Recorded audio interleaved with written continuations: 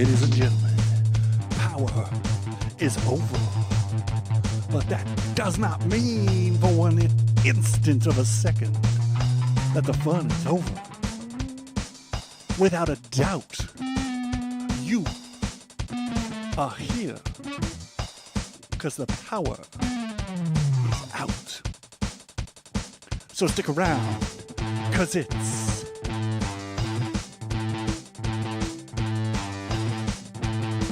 Power Out.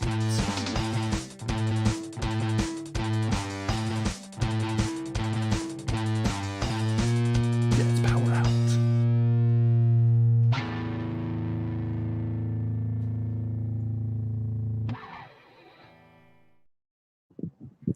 What's happening, everyone? Zach Ralph here.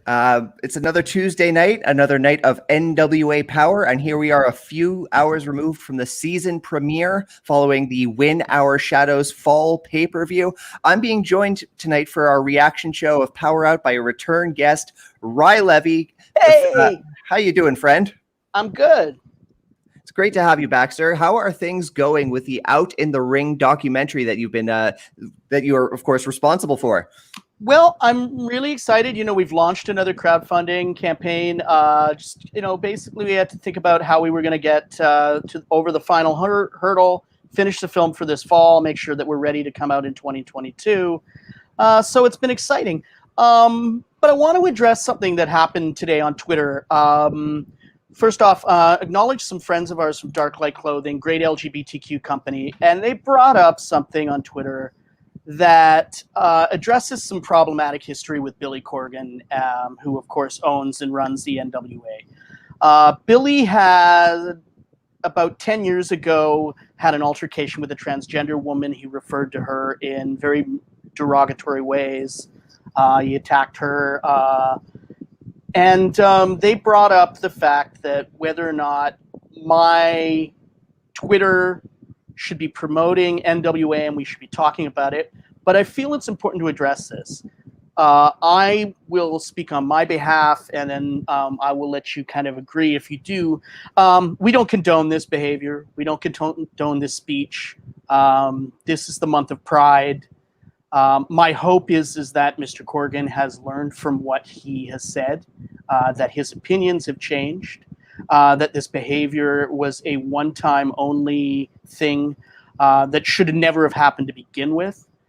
But I do feel like just because we're here speaking about NWA does not mean we condone or agree with what he says. The other wrestling promotions across the board have had similar issues that we could bring up, and there's a problematic history with queer representation and homophobia and transphobia in wrestling that has gone on for years.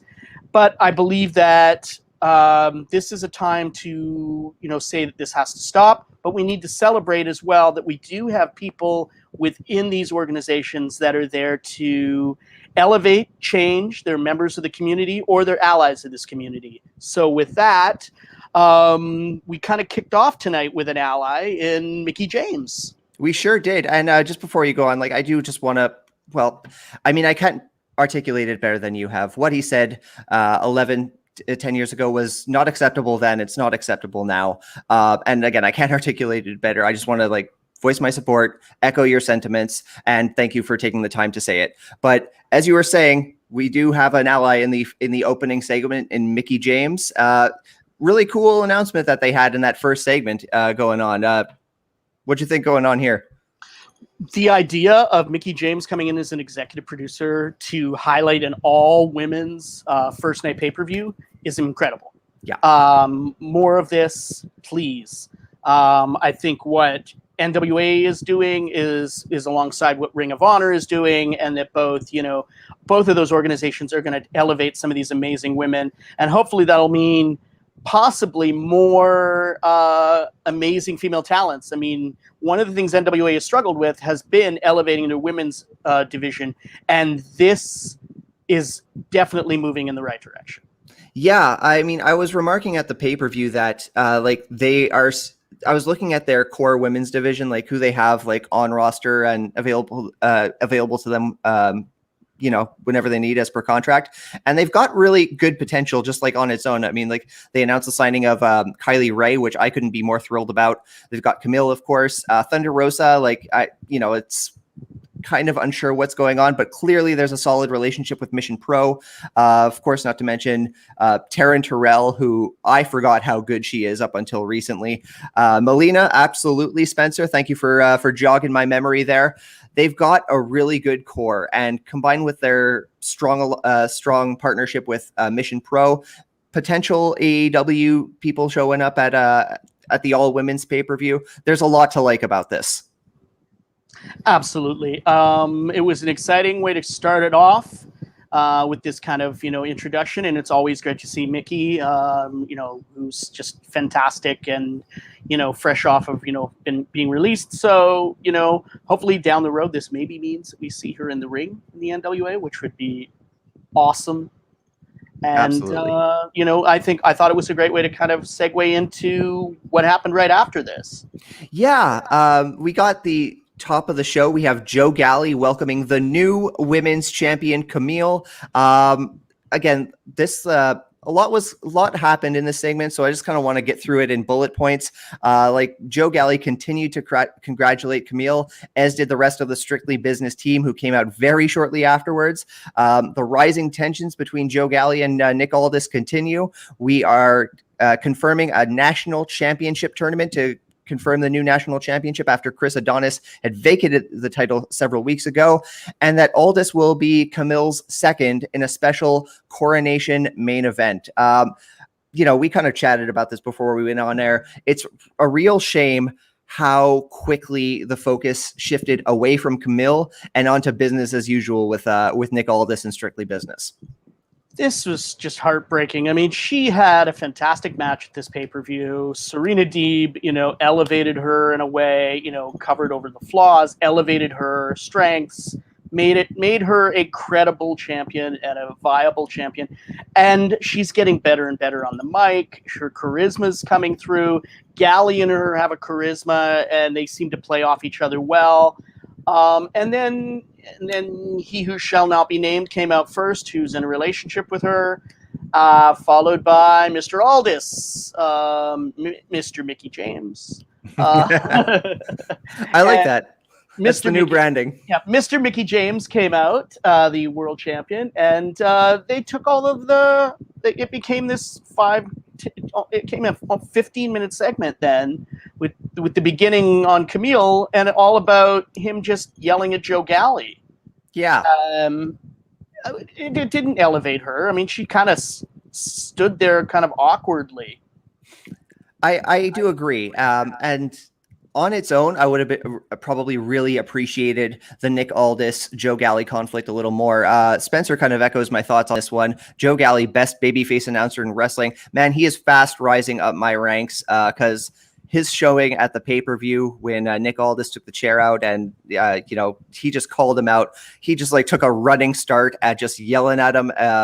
And the way he was just seamless here because he's getting it all heated with Nick Aldis when, of course, unfortunately, the segment should still have been about Camille. And before he takes his exit, he does take the moment to just regain his composure, say, I just want to say one more thing, turns so respectfully to Camille, says sincerely, congratulations, you did it the right way, you earned it, proud to have you as the NWA Women's Champion. That Joe Galli knocked it out of the park here. It was a great way to kind of bring it back to her and try to make it about her, but again, didn't last long.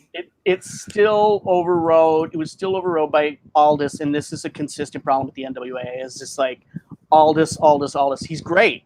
No, we know that, but it shouldn't. Aldis should not be put over at the expense of other talents, and because one talent alone is not going to cover it. Agreed, 100%. I felt they were starting to build their roster, it's starting to get some sort of sense of closer to a level playing ground where more people can be potential contenders for the championship, but we're not quite there yet. The other takeaway from this segment is, of course, the national championship tournament. Of course, we're very far removed from it, but the one match that they did confirm, I want to say confirmed, but it wasn't exactly clear. From what I understand, Opening rounds are going to be a triple threat contest, and we're going to get He Who Shall Not Be Named, along with Chris Adonis, taking on Powerrr, which should be very entertaining. I like, I know you love Powerrr. He is fast becoming one of my favorites in NWA. What do you take away from this? I love that. I love that they're going to give Powerrr a bit of a focus. I love that they're trying to use him in both tag team and single stuff. He's a friend of mine. He's in Out in the Ring. He's been cutting amazingly great promos, both on Twitter and in wrestling and at the events. And he's a beast. I mean, he's great. And I hope that they highlight him in the best possible way. I don't know what the conflict component is going to be between He Who Shall Not Be Named and Chris Adonis.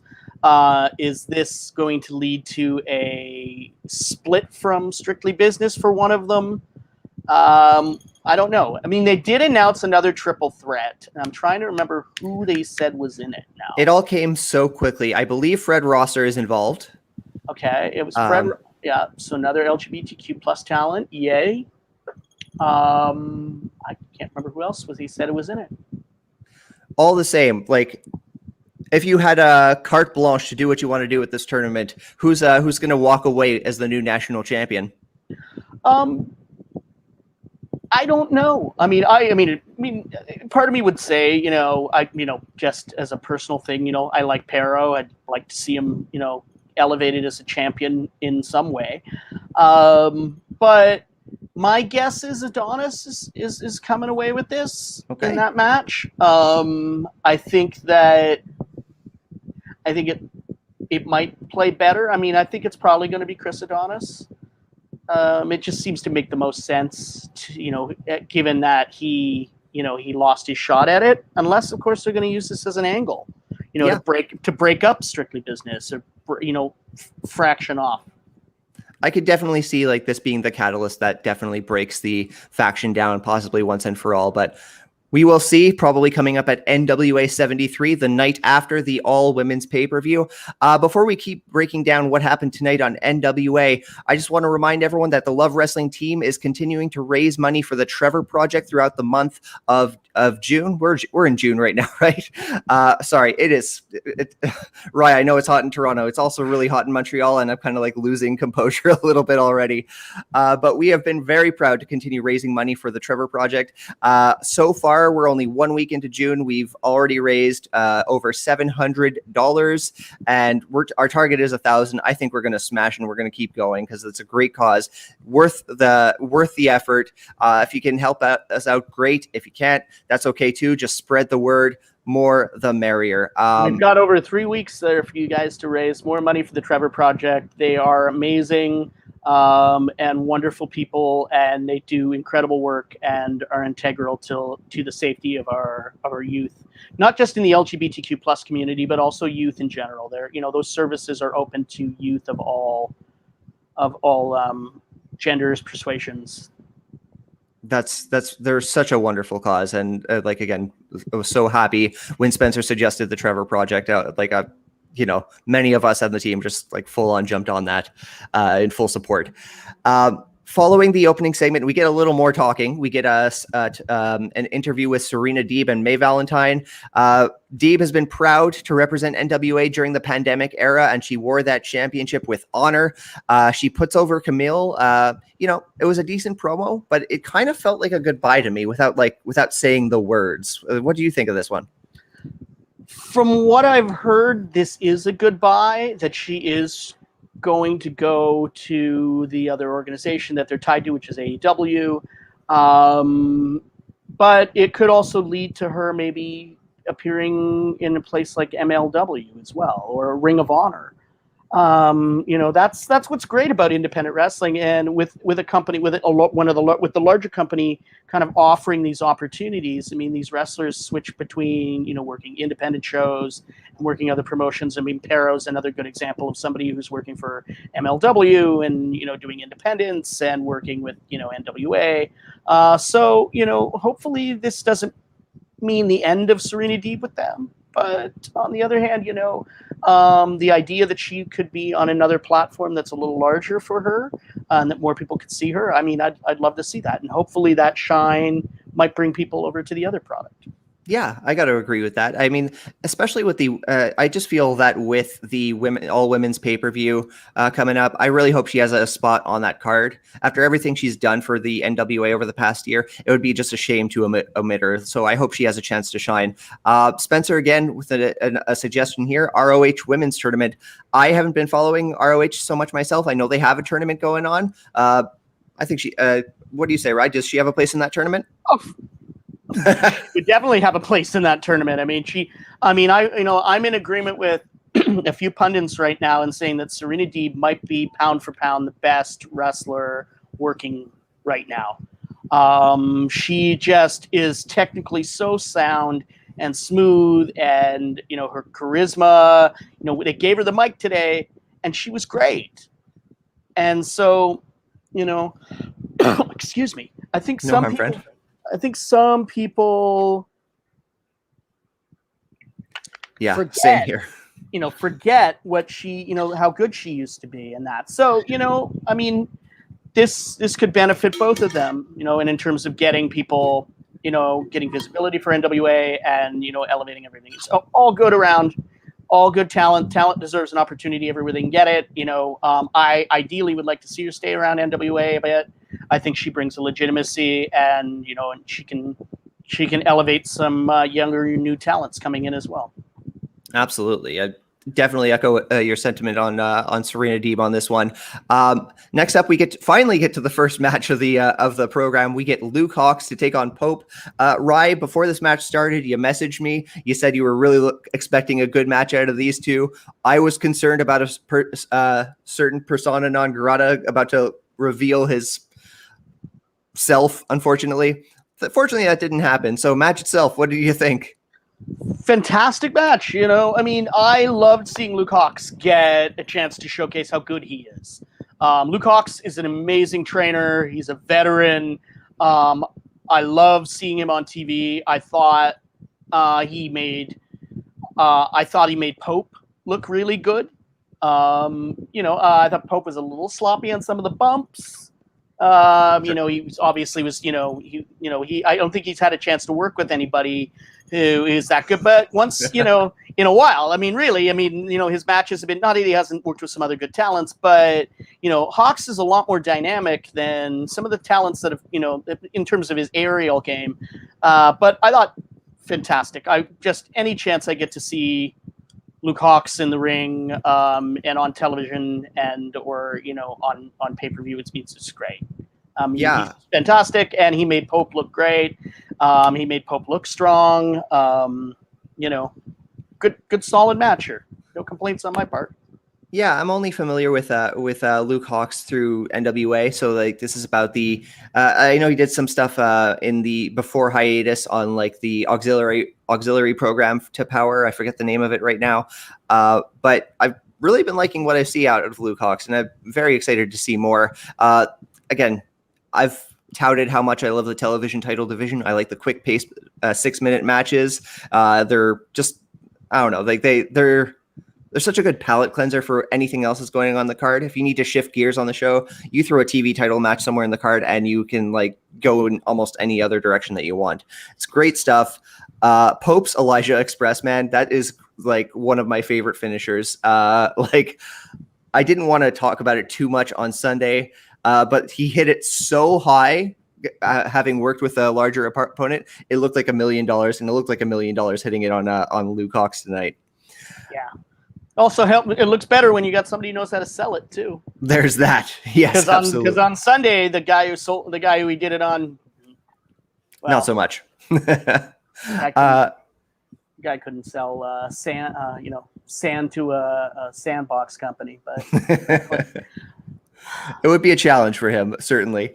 Next up, we got Kyle Davis and May Valentine, they're just having some fun, hawking some products from NWA shop.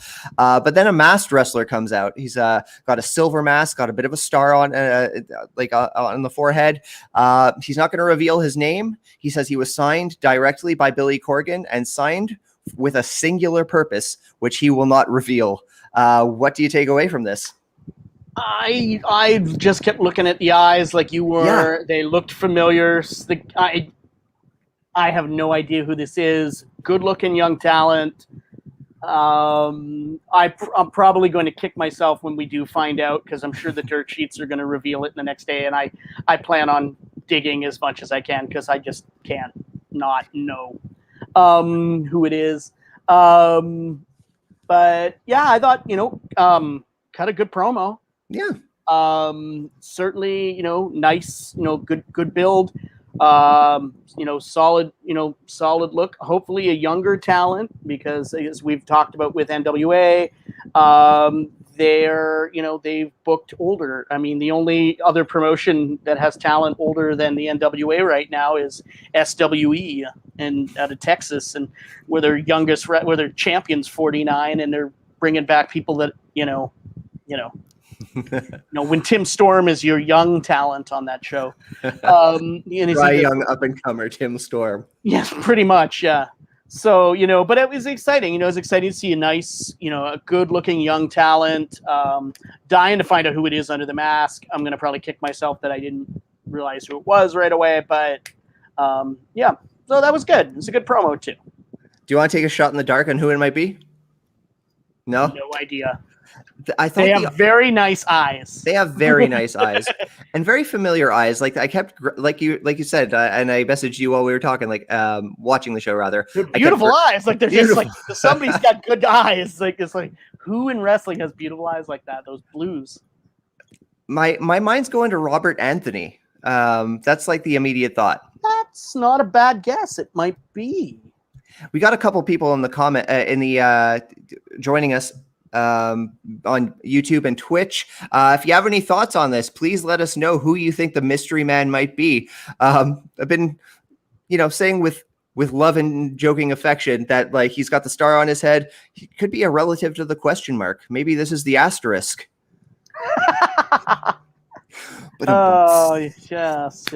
Rest in peace, Josephus. Absolutely, man. His impact is just continuously.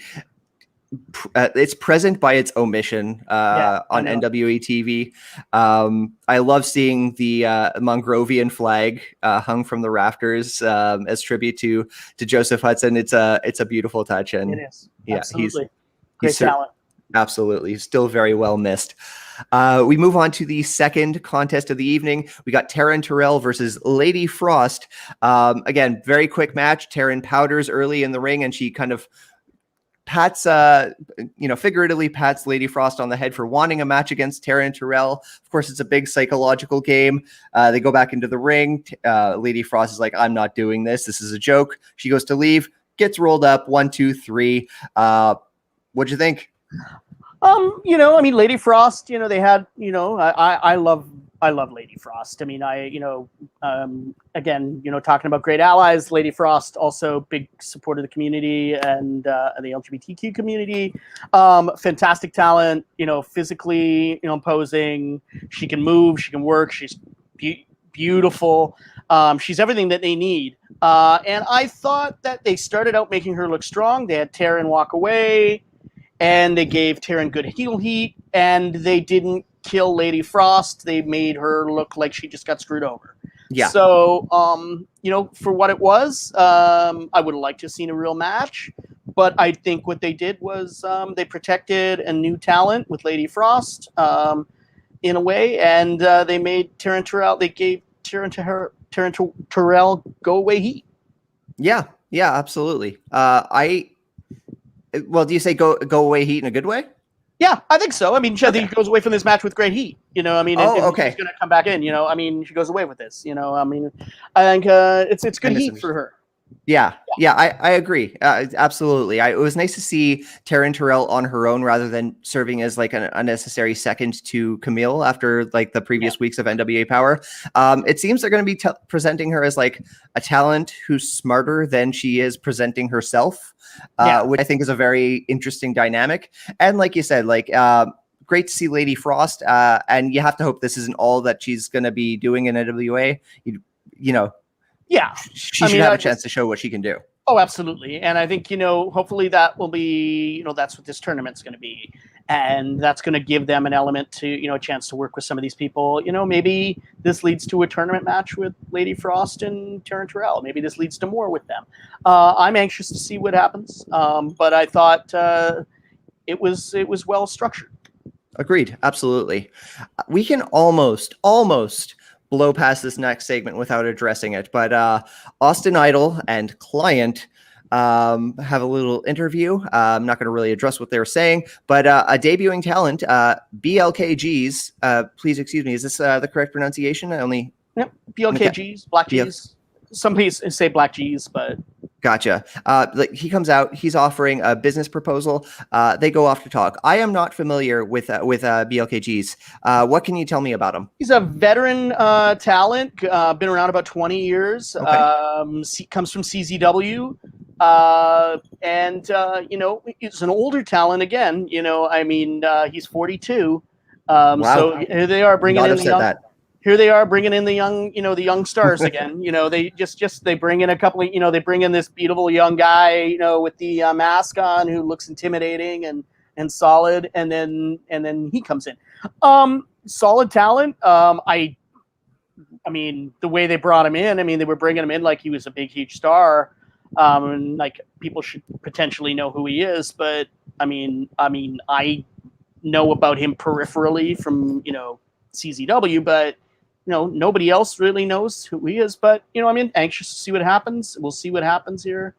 I don't know what this does in terms of, is this to transition Austin Idol off TV? Is this to transition, the other dude, the large dude off TV? I'd like it for him to be gone, but we'll see. But he's a good, it's an interesting thing. We'll see what happens. I'm not I'm just curious. I'm actually surprised you said 42. I would not have given him that. I was hoping like, oh, hey, a young star, and here I am with egg on my face. No. This is a veteran talent from the Indies. Who's been around for a long time, and not somebody that most people are familiar with. So we'll see what happens here. A quick shout out directly to you, my friend, from Twitch. Ed Fries, Rye Levy on the screen instead of the chat. Thank you, Ed. Our most recent Quizplex champion with a shout out. So we move on. We get another interview segment with Trevor and May Valentine. Trevor, he kind of echoes the same sentiment he presented at When Our Shadows Fall. Feels lost and has to decide what his next step is. Very similar promo to the one he did on Sunday, but much stronger, I felt. Yeah, it's still a weird promo. That he's all dejected and beat up, but it's not like, dude, you got screwed over. There's nothing to be dejected about. If you'd been beaten clean, then I would have been, I can't believe I'm always losing to this guy. I thought he would just fired him up, and he would have said, anybody else get out here, I want to tear it up. Start beating people up. Yeah, I think that would have been a better execution of this. But yeah, he was screwed, man. He was it wasn't like a very satisfactory ending to the pay-per-view, and rather than be all dejected and be lost and hopeless, it could have been something else. May Valentine, with the bluntest question I have ever heard. Are you feeling hopeless? I stopped. I just had to laugh. I'm feeling hopeless for May doing further interviews with people. Oh, she is sweet. She's carving her own niche. I am loving using a butter knife right now. Hey, fair man. To each their own. I adore May Valentine. She's she's her own. She beats to the sound of her own drum, and I absolutely respect this. Thank you, Spencer. Thank you for having me back. Love me some May. Yeah, we're the May Valentine Stan Club. We are here, and we are. There's hundreds of us, hundreds. We move on to the last match of the evening. We get the End versus La Rebellion. Very physical match that began before the bell. Very heavy back and forth. These guys are just wailing on each other in a very clash of styles as well. Eventually, the ref just loses control, and he calls for the disqualification. There's a post-match beatdown by the End, and while Powerrr and Odinson are leaving, Powerrr gets in Tim Storm's face, which is, by the way, a program I might want to see. And then that allows the Rebellion to recover, and a brawl continues and spills to the outside. What'd you think of this one? I love the End. I mean, those are my buddies. Those are my buddies. And I mean, and I love seeing La Rebellion. I mean, these guys are, two of the bigger Mexican stars, in terms of physical size and that. So this was a pretty physical, even matchup there. I thought it was great to not have one go over the other. One of my biggest problems with the way they've booked the End is they've had people go over the End. Tag teams that I felt not nearly as good. I'm talking to you, Jack Stain, and whatever his name is, Crimson, whatever. And talking, whatever they're calling him. I mean, I love the End. I mean, these guys are All Japan champions. I mean, they compete around the world. Powerrr is building himself a repertoire of great promo work, and Odinson's just a cleaner, man. He's great. I mean, I love that. That mean they're great. Gotta agree. Yeah. Fantastic match. There was a nice little splash of continuity from the pay-per-view. Of course, at the pay-per-view, La Rebellion also picked up the win. They picked up the win then. And after the match, there was a bit of a showdown with the End. What didn't come to fists, didn't come to anything. It was just like a stare down. It's like, we're gonna see each other again sometime soon.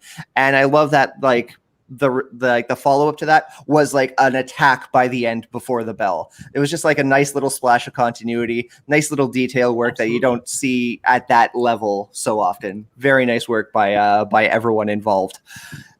We move on to the main event. Aldis enters with 2 bouquets of flowers, along with the new women's champion Camille carrying the Burke with her. More of a parade thing. I don't really know why this needed to be the main event, because they just kind of like walk around the ring. They get in.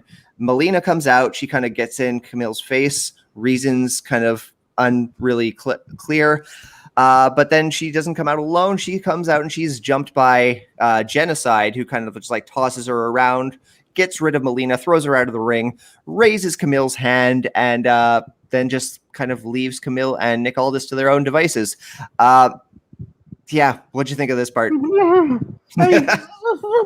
What? I love your nonverbals. Your nonverbals are one of my favorite parts of having you on the show. I mean, I guess if you're a foot fetishist, you're loving seeing Melina run into the ring. I mean, and I love the girl. I mean, she's a friend. I know her too. I mean, it's just like, I know this is, and she's a great promo. I mean, you wouldn't know it from here. Aldis looked out of place because he was just kind of standing around holding flowers. Yeah. I guess, he looks like the FTD florist guy,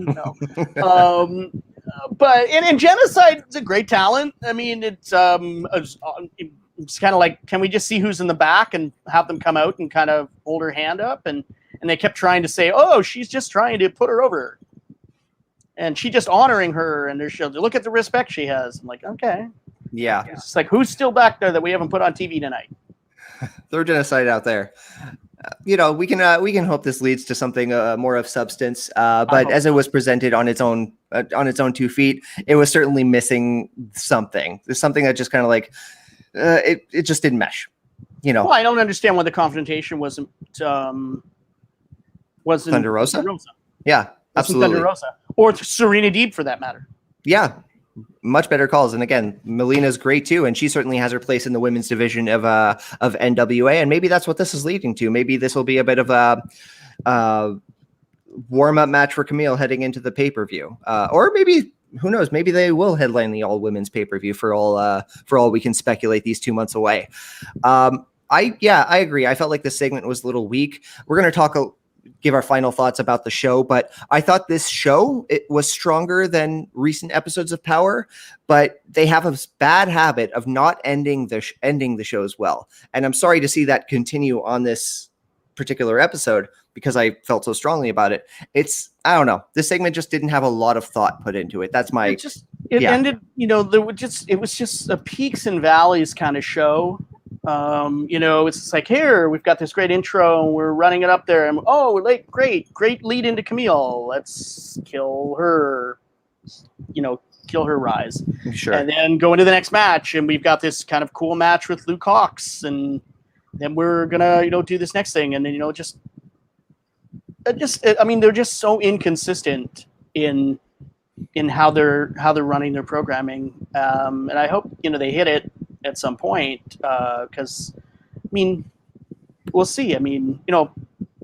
It certainly shows that people aren't as experienced running an hour-long show, because timing has been an issue.